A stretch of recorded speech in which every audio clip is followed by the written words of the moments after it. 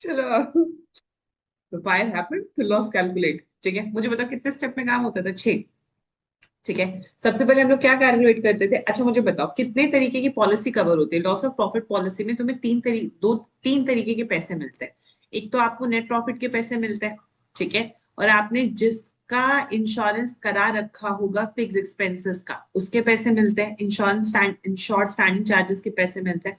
और दूसरा, अगर फायर होने के बाद आपको कोई एडिशनल एक्सपेंस लगा तो उसके पैसे मिलते हैं। हाँ कि ना? ये दोनों जीपी के फॉर्म में मिल जाते हैं, ग्रॉस प्रॉफिट के फॉर्म में मिल जाते हैं। याद है अपने को? ये दोनों किस में मिल जाते हैं? जीपी के रेशियो में हम लोग ऐड करते हैं जब जीपी का फॉर्मूला लगाते हैं, net profit plus insured standing charges. ये वहां पे मिल जाता है और ये मुझे अलग से कैलकुलेट करना पड़ता है ना? तो ये स्टेप 4 होता था, अगर तुम्हें याद हो तो। ठीक है, सबसे पहले स्टेप 1 में हम लोग क्या कैलकुलेट करने हैं? पहले मुझे अगर ये देखना है कि भाई मेरे कितना प्रॉफिट का नुकसान हुआ, तो पहले मुझे ये देखना पड़ेगा मैं कितनी सेल नहीं कर पाई। तो स्टेप 1 क्या होता था? Calculation of short sales. याद है अपने पास? कैलकुलेशन ऑफ शॉर्ट सेल्स कैसे निकलता था? पिछले साल में इसी पीरियड में जो सेल हुई उसको अपन क्या बोलते थे? Standard sale. इसमें अपन प्लस माइनस क्या करेंगे? ट्रेंड।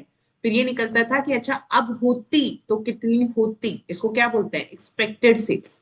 याद है अपने को? एक्सपेक्टेड सेल्स को हम किससे कंपेयर करते हैं? अपने पास एक्चुअल सेल्स थे। तो हमारे पास क्या निकल जाता है कि भाई कितनी शॉर्ट सेल्स हुई, मतलब ये सेल जो हम नहीं कर पाए। कोई दिक्कत परेशानी किसी को?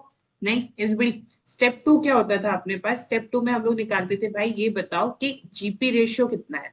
जीपी रेशियो अपन कैसे निकालते थे? हम बोलते थे एक तो नेट प्रॉफिट मिलेगा, ऊपर से सारे इंश्योरेंस का पैसा आपको नहीं, सारे स्टैंडिंग चार्जेस का पैसा आपको नहीं मिलेगा, उसे स्टैंडिंग चार्जेस का पैसा मिलेगा जिसका